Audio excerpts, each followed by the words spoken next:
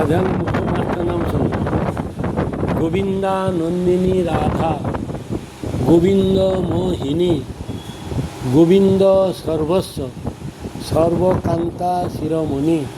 এই পাঁচটা নাম নিলে আর মাতৃগর্ভে আসতে হবে না, মাতৃস্তন পান করতে হবে না, এবং ভগবানের ধামে গতি হবে, প্রেম ভক্তিটা লাভ হবে।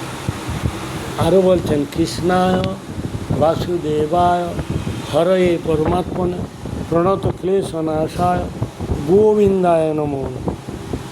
একটা প্রণামের দ্বারা সবাইকে প্রণাম হয়ে যাবে। ভগবান, তার ধাম, তার ভক্ত, তার পরিত, তার লীলা আলাদা আলাদা করতে হবে না, সবার একটা প্রণামের দ্বারা সবাইকে সন্তুষ্ট করা যায়।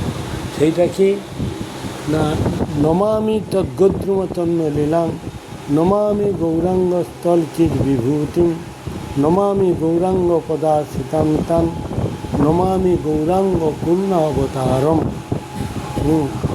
হরে কৃষ্ণ কৃষ্ণ